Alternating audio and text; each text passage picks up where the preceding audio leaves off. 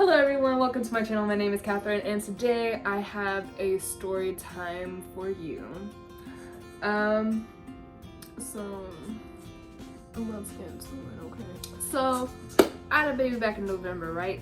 And she's now 4 months old, she's huge, and she's very loud. But the way she came into this world is a whole nother story, okay? So she's already telling you, boy, it was crazy. So here's my little bundle of joy. Her hair is crazy because no matter how much I brush it, it always just poops back up into her little afro. Yikes. My curly hair babe. Okay, anyways, so we're gonna get to it. Y'all wonder what she's looking at? The window is open and she loves sunlight. So, okay. You wanna tell the story with me, baby? Okay. So, where do we begin? So I found out I was pregnant like pretty early on. They told me that my due date was November 9th, 2019. Okay, lit, cool. Her dad actually lives in a different state than I do, and so I had arranged with my doctor to get induced a few days early just so that he could set to have his time off instead of her coming naturally and him not knowing like if she was gonna come, him having to like make last minute plans and like possibly miss her birth or anything.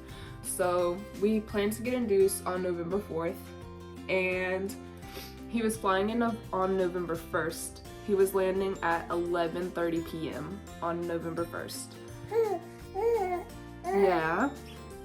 The airport's 3.5 hours away from me, but my aunt lives right down the street from it, so I was gonna stay at her house for the weekend and then make my way to back to Louisiana so that I could have my baby that following Monday. So I started having contractions around like 10:30ish, but I was just thinking they were Braxton Hicks or whatever. And I had started already like making my way downstairs so that I could go to my car and pick him up. Around 10:45, I remember I was sitting at the top of the stairs and I was having a contraction. I'm like, oh my goodness, I need to be leaving by now. And instead I just sat there and I was talking to my aunt and my sister, who I'd picked up earlier that day. My sister had flown in. And I was having contractions, and then around 11 p.m. he texted me, her dad did, and he was like, hey, we just landed, da-da-da. I was like, oh, well, I'm not there yet because I wasn't expecting you to land until, almost an hour later. And he was like, that's fine, cool. The whole way driving to him, I was having crazy contractions. I was still thinking they were just Braxton Hicks because, I mean, everyone says that with your first baby, you either have your baby like on their due date or even like 2 weeks later. And like all my friends that, like me and my friends, we were all like within the same month of having a baby, and they were all like induced either on the day or they were, 2 weeks past their due date. So I was just thinking I was gonna be late like that too. So I was thinking Braxton Hicks, cool, whatever. I get to him and the whole drive home, I'm like dying. And I'm like, these contractions are crazy. He was like, do you want me to drive? It's fine. And I'm like, no, you've been working all day. He was tired. I didn't want to do that. Anyways, we got home around like 12:30, midnight. And come like 1 o'clock, I was having really bad contractions. I decided to go sit in the shower and let the hot water run on me. And my sister was up.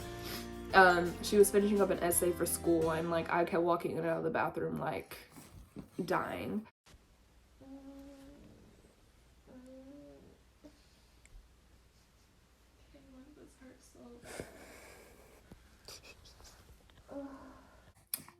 Then I was finally like, you know what? I'm gonna try and call my mom, okay? My mom was gonna fly in like 2 days later because she wanted to be there for the birth. It was like 2 o'clock in the morning for me, so that was like midnight for her because she lives in Vegas. And she wasn't answering the phone. My dad wasn't answering his phone. I kept calling. They finally called back like 30 minutes later, And I was like telling my mom, I was like, because I had been timing my contractions, and they were like a minute or two apart, lasting like 45 seconds.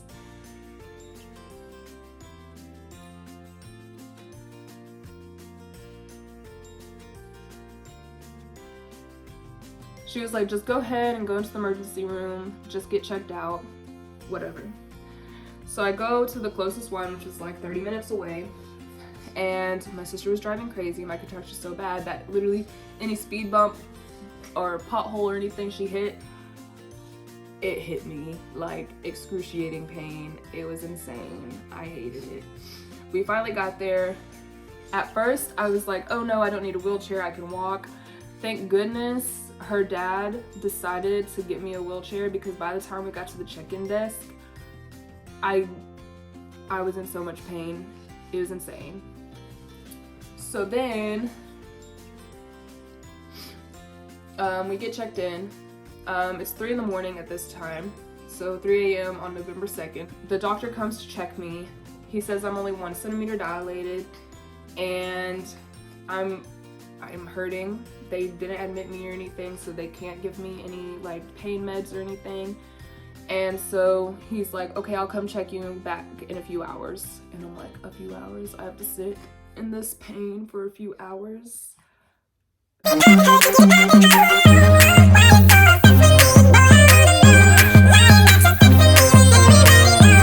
So then comes 6 in the morning, his nurse comes in and checks me, and I don't know if she just didn't know what she was doing or something.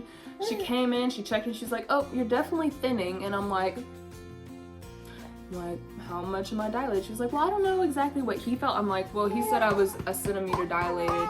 And she was like, well, you're definitely thinning, your cervix is getting thinner. And I'm like, you don't want to tell me how thin it is? Like, I don't understand, like, give me a number.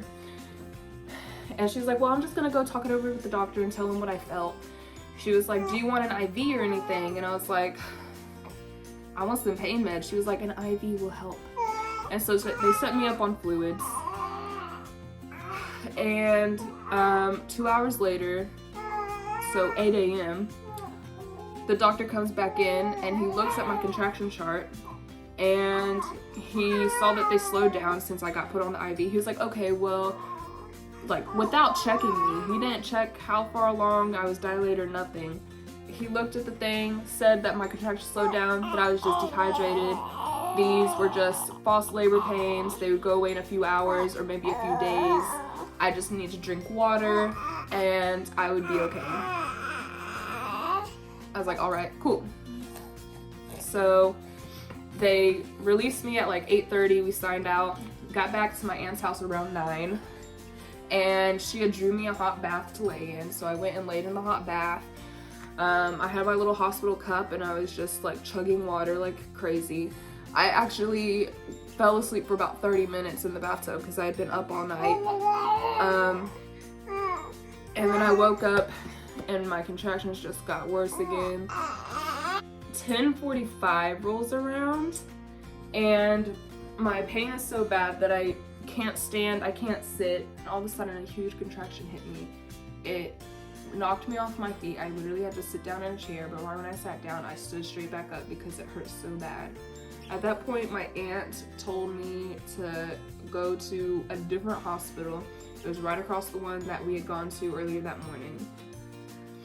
And me and her dad ran out to the car, well, waddled. And I went to sit into the car, and whenever I sat down, a contraction hit me again.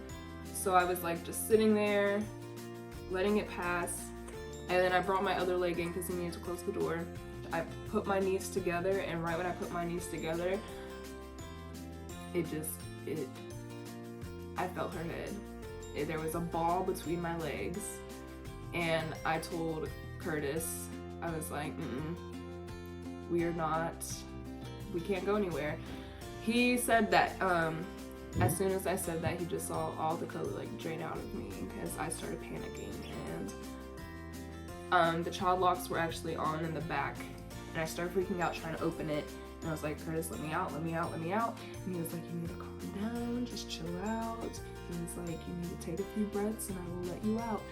And I'm like, Curtis, her head is literally right there. And I actually reached my hand down into my pants and I put my finger inside of me, and literally her head, like this much of my finger, went inside of me before it hit her head on the tip of my finger. So he let me out and he walked me back up to the front door. I had like 3 contractions going up to the front door. And my aunt was looking at us crazy. She opened the door and she looked at us. She was like, and Curtis was like, we are not making it to the hospital. He's like, you need to call 911. So my aunt called 911. I went to my aunt's bathroom and I went to sit on the toilet. I just felt like I had to poop really bad. So I started pushing and I was panicking, so I kept like filling my vagina and like trying to like scoop it because I was like, is there something coming? Is she coming? And her water sac, my water didn't break, but it, like the sac came out, so it literally looked like I had a ball sack between my legs.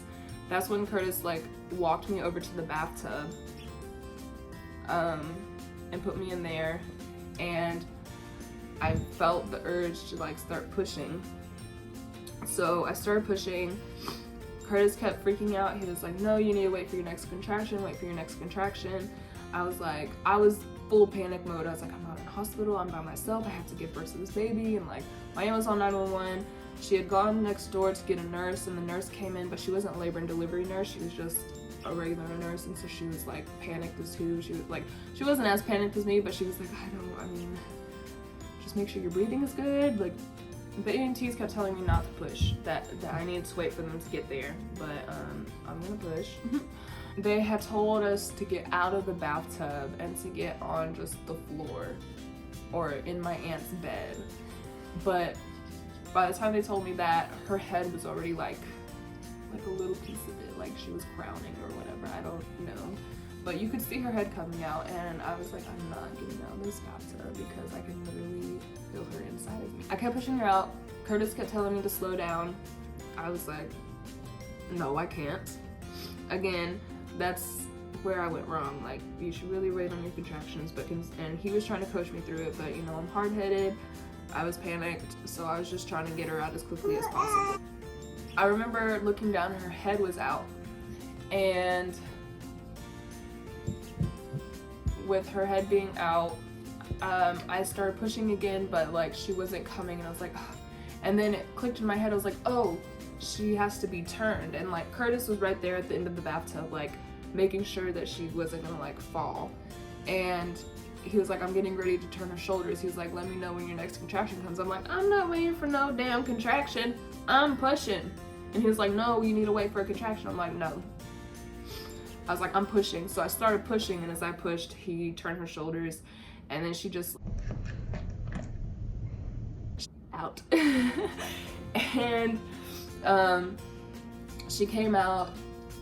He started like rubbing her or whatever, and she started crying, but she's really blue/gray. She was born at 11:02 a.m. and then like 2 minutes later, the fire department and EMTs got there, and they got us out of the bathtub.